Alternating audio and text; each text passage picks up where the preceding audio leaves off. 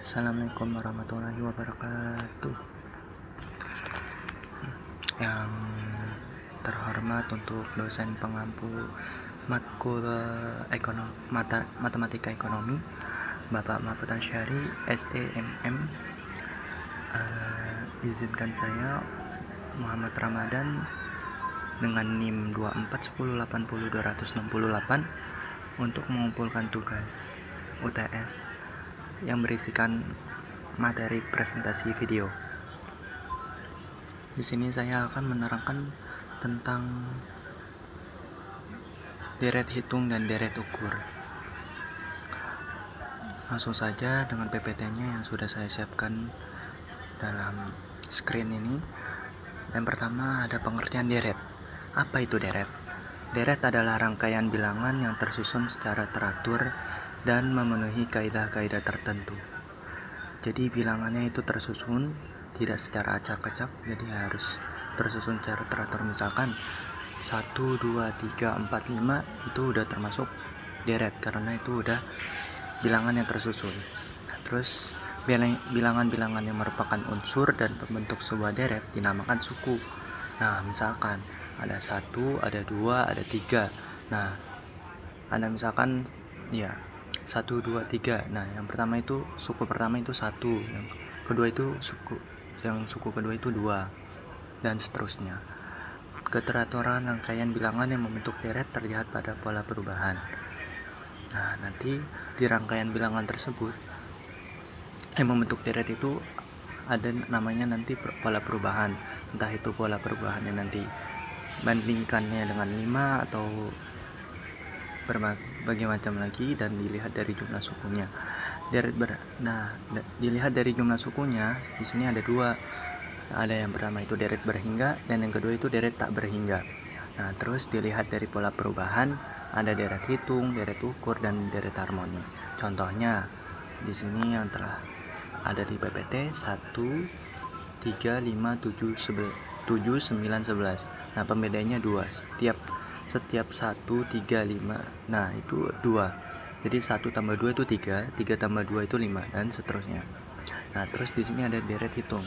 Deret yang perubahan suku-sukunya berdasarkan penjumlahan terhadap sebuah bilangan tertentu. Contohnya 1, 6, 11, 16, 21, 26. Nah, ini pembedanya 5. Nah, ini namanya deret hitung karena deretnya ini suku-sukunya berdasarkan penjumlahannya. Nah, misalkan 1 ke 6 itu berapa bedanya, terus 6 ke 11 itu berapa lagi bedanya, sampai seterusnya, dan contoh-contoh di bawahnya tersebut. Nah, terus ada juga mencari suku n, suku ke n. Misalkan yang pertama itu contohnya 7, 12, 17, 22, 27, 32. Nah, ini pembedanya bagaimana cara cari pembedanya itu? Ada di bawah. Nah, di sini kan ada, dan seterusnya. Dan seterusnya sehingga Sn. Nah, ini rumusnya ada di sini. Sn sama dengan A plus N kurang 1 B dikalikan dengan B. Nah, A-nya itu adalah suku pertama, B-nya itu pembeda, dan N itu indeks suku. Misalkan ya, dalam latihan soal nomor 1, contohnya 7, 12, 17, 22, 27, 32. Nah, yang 7 itu namanya suku pertama, jadi S1. Nah, 12 itu suku kedua, S2, dan seterusnya berdasarkan nilai di atas. Nah, kita cari itu nilai suku yang ke-10 dan 23. Misalkan contoh soalnya seperti itu. Nah, S10 itu berapa? S10 kita masukkan tadi dengan yang rumus tadi, Sn sama dengan A plus N kurang 1 dikalikan dengan B. Nah, dengan berdasarkan nilai tersebut, kita tahu bahwasannya A itu suku pertama. Suku pertama itu apa? Nah, di sini adalah nomor 7. Nah, nomor 7 ini kita masukkan lagi ke rumusnya. A itu sama dengan 7, N-nya itu sama dengan 10. Kenapa 10? Karena 10 itu adalah suku yang kita cari sekarang. Nah, terus dikurang 1. Kenapa dikurang 1? Karena nilai suku ke-10 itu nanti ujung-ujungnya bakalan dikurang 1. Misalkan mau nyari suku ke-9 juga pasti dikurang 1. Karena nanti balik lagi dengan nilai yang suku pertama itu. Nah, terus di sini ada dikalikan dengan B. Ya, B-nya itu bedanya. Misalkan 7 ke 12 contohnya. Itu bedanya berapa? Misalkan 7 12 itu berarti bedanya 5. Berarti pembedanya itu 5. Jadi B-nya itu 5. Jadi 7 tambah 10 dikurang 1 dikalikan dengan 5. Sama dengan 7 tambah 45 sama dengan 52. Nah, itu sudah semuanya. Dan di bawahnya juga sama. Misalkan yang dicari itu S23, berarti pakai rumusnya seperti tadi, 7 tambah 23 dikurang 1 dikali 5 sama dengan 7 tambah 110 sama dengan 117. Nah, terus ada juga mencari jumlah n suku. Nah, hampir sama yang dengan mencari suku ke n dan mencari jumlah n suku itu hampir sama, tapi ada beberapa yang berbeda karena ini nanti dibagikan dengan 2. Nah, di sini ada namanya JN, jumlah suku. Nah, n itu kan sama dengan suku ya. Nah, jadi n itu adalah suku yang kita cari. Nah, contohnya ya, yang di sini ada J10. Nah, 10 itu kita masukkan dengan rumusnya ini, JN sama dengan n per 2 per 2 dikalikan dengan A tambah SN. Nah, terus sini contoh menggunakan nilai. Nah, contohnya seperti J10. Nah, kita masukkan 10 ini adalah nilai suku yang kita cari. Nah, 10 per 2 dikalikan dengan 7 tambah S10. Nah, sama dengan 5 kali 7 tambah 52. Hasilnya itu 295. Terus selanjutnya ada namanya deret ukur. Apa sih itu deret ukur? Deret yang perubahan suku-sukunya berdasarkan perkalian. Nah, tadi yang deret hitung itu penjumlahan. Kalau misalkan deret ukur itu berdasarkan perkalian. Nah, itu bedanya antara deret ukur dan deret hitung. Nah, contohnya 5 kali 10 contohnya 5 10 15 20 25 30. Nah, pengganda itu 2. Nah, terus misalkan kayak 5 ke 10 itu 5 kali 2 itu sama dengan 10. Nah, terus selanjutnya karena ini penggandanya itu 2, jadi 5 10. Oh, berarti ini ada yang salah. Di sini ada, di bawahnya ada perhitungan yang salah dari deret ukur ke atas. Ya, ini yang paling nomor atas itu di bawah. Nah, terus yang di bawahnya 5 25 125 725 pengganda itu 5 itu benar. Karena 5 kali 5 itu 25. 25 kali 5 itu 125 dan seterusnya. Nah, terus di sini ada juga mencari dengan deret ukur ini ada juga sama aja kayak mencari deret hitung. Tapi di sini karena dia perkalian, dia makanya untuk mencari suku ke n, maka yang dicari adalah kita pakai dengan AP. Nah, SN sama dengan AP, N kurang ya N itu pangkat ya.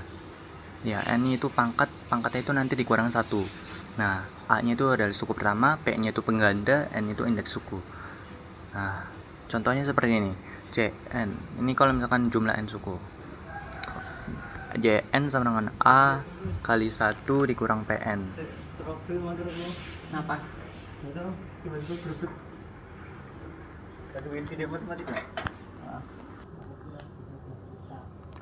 Baik, kita lanjutkan lagi. Mencari jumlah N suku. JN sama dengan A dikali 1 dikurang PN. Nah, ini nanti beda dengan mencari suku ke N. Tapi hampir sama dengan yang deret hitung tadi. Nah, nanti misalkan kayak contohnya J. Nah, N itu adalah suku yang dicari J10. Nah, sama dengan 5 kali 210 PN itu. Nah, PN itu dapat dari mana? Penggandanya misalkan. Kayak tadi ya, PN. Terus dikurang 1. Nah, 210 dikurang 1. Terus sama dengan kan 2 dikurang 1. Nah, ini sama dengannya 5 1024 dikurang 1. Jadi hasilnya 5 kali 1023 sama dengan 5115. Nah, yang ketiga, bagian ketiga ada penerapan ekonomi perkembangan usaha. Nah, contohnya seperti ini. Perusahaan genteng Sokajaya menghasilkan 3.000 buah pada bulan pertama produksinya. Dengan penambahan tenaga kerja dan peningkatan produktivitasnya mampu menambahkan produksi sebanyak 500 buah setiap bulan. Jika perkembangan produksi konstan, berapa banyak genteng yang dihasilkan pada bulan kelima? Nah, berapa banyak genteng yang dihasilkan sampai dengan bulan tersebut?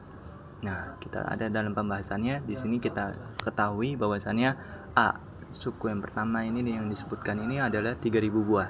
Nah, 3.000 kita masukkan 3.000, B-nya itu sama dengan 500.